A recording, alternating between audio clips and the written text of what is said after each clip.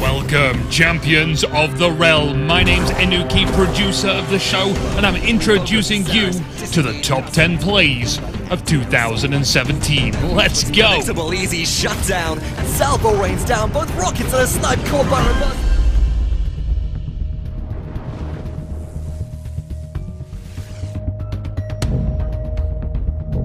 These aren't tricks, they're illusions. The wonderful thing about supports and paladins is that even in the midst of battle, they're more than capable of holding their own, and as Cap climbs skyward on Stone Keep, Ying sets out to prove just that. It's neck and neck percentage-wise on the point. The constant healing pressure of illusions deployed on cooldown helps keep allies safe. Wow, no Dread Serpent for you, Maldamba. Thanks, Grover, lucky shutdown. With Ying's hit scan capabilities, they turn to Drogos as their team's only source of anti-air. Illusory Rift comboed inline, Grumpy Bomb stun sets up the kill. Dimensional Link trickery around the spawned illusions keeps King alive as they pick up a double kill onto Makoa. Eevee blasted away by Bomb King. Overtime is ticking. Reset as Maldamba slithers in, but Bomb King is waiting. Stun down. Ying finds the double-double shutdown and earns the payload. I must break you.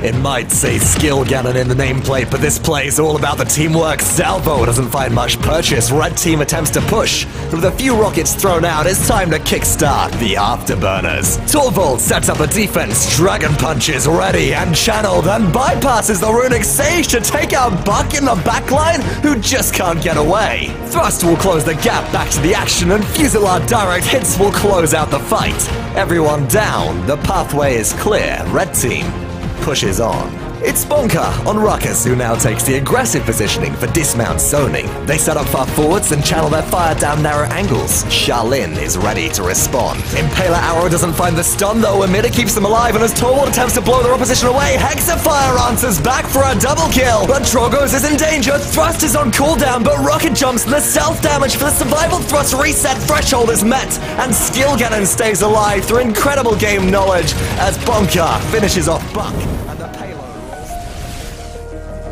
The abyss cries out, and your soul is soon to answer.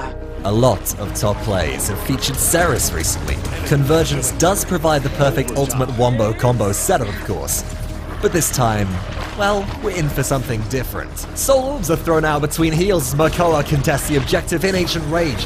99% to 99. Overtime is ticking on the first objective of this game. The Ancient, though, takes far too much damage for Ceres to be able to heal through. Forced to contest, Shadow Travel will buy the time for Barak to return, and Dome Shield is activated, forcing everybody back. The ultimate does provide zone. Enemies are whittled down, but is it going to be enough? Barak, disengaged, takes an early exit from the fight. Blue team does juggle the point well, dancing in and out, but as Fernando activates Immortal, red team holds the advantage. Saris contests in Shadow Travel and Makoa tag teams back in, but the Ancient overextends, and whew, that's gotta hurt.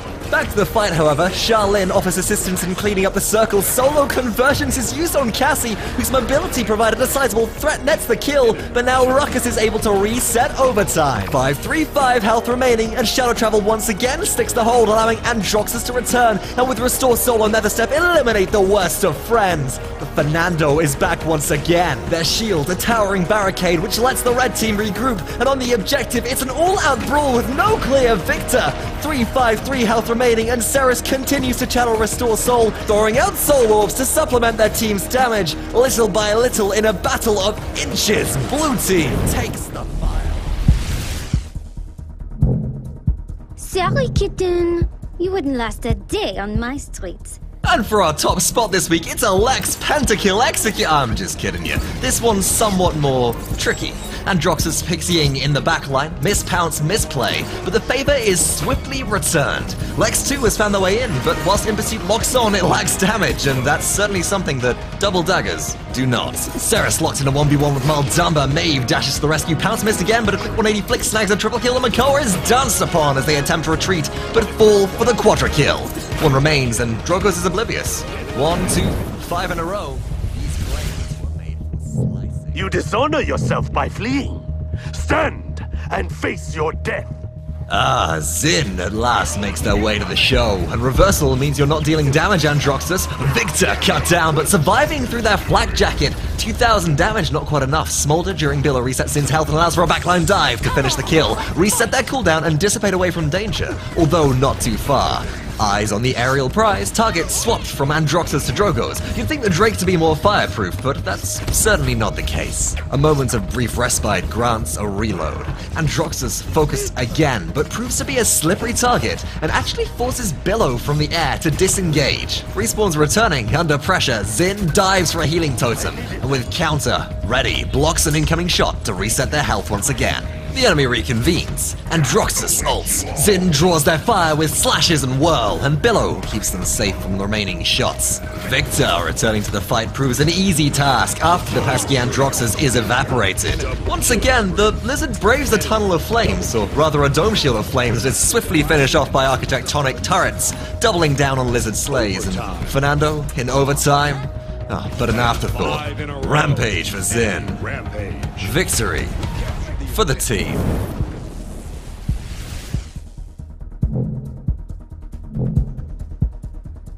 I will crush you. What's this? A frontline in the #1 spot? Well, starting off with a missed dredge anchor isn't the best way to make plays. We'll see if it picks up from here as Makoa rounds the corner on Frog Isle to look for easy pickings. Another missed anchor. Dreads up, but an incoming damage forces the Ancient into their ultimate. Anchor now in hand to swing with melee strikes. It's a little harder to miss, and Willow and Barrett go down for the double. Ash is clobbered for 3 in a row, and this time the anchor connects. Pluck damage bodies Maldamba. Charlene runs for their base, but one, no, make that 2 lob shots out of sight over the edge and pick up a spectacular...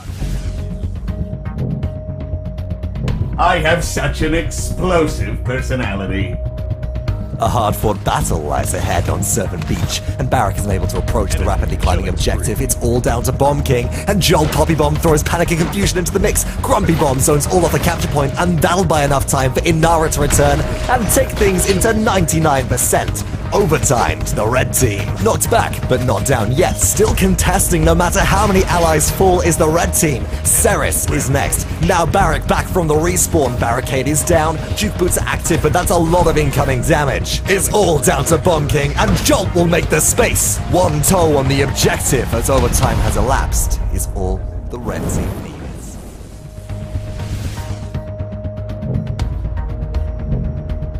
Are we going to start fighting for real now?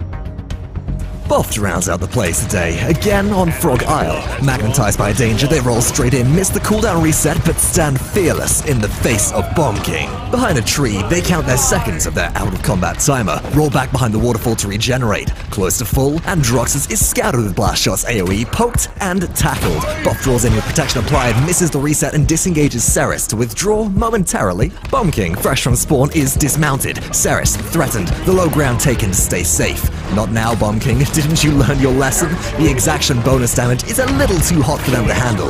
That's right, Cassie, you certainly are on a roll, and Nara bites the dust from mid-range. Androxus can't track the roll resets. 1 shot from death, the epic duel comes to a close. Androxus down. Still ever watchful, Boft scans for more enemies and finds Ceres just as capture arrives. Stop the payload.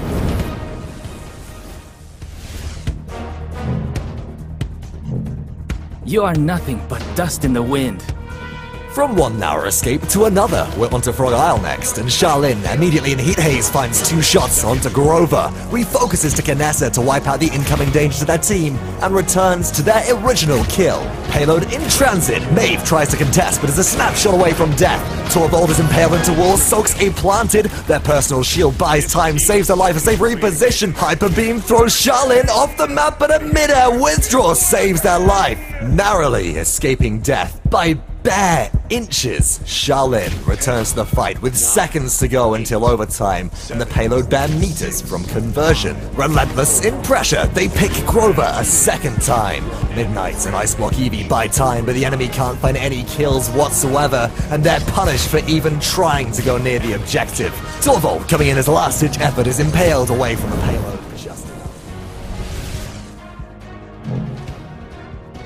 Am I too much for you to handle? But this week at least, the Winter Witch will rule them all. Cosmic Mastery skins adorned with Troublemaker's Stratoblaster in hand, pressure is applied to the high ground and Grover kept in check. The upper crates provide good cover, but the axes keep on swinging. Ice Block Trickery dodges a single shot and Blink is good, but Grover keeps them tracked and Eevee is forced to soar and blink to safety before being marked by Genos for the additional healing throughput. Whew, mind that axe. A knot of enemies collects behind, and Cassie rolls past, blissfully unaware of the incoming danger as Ice Storm is loosed. Swordshot dodged away from, Blink chases the kill and converts onto the Hunter's daughter. Reset with Killing Frost make that a double kill as Maldambra is blasted away. Reset Soar again, Inara and Makoa unable to follow the Winter Witch with Blink Bamboozlement. To the high ground she goes, and Eevee rises to punish Grover, the thorn in her side from earlier. Thank you all for watching this episode of Paladins Top 5 Plays. To submit your own plays, check out the YouTube video description and fill out the submission form to show us what you're made of.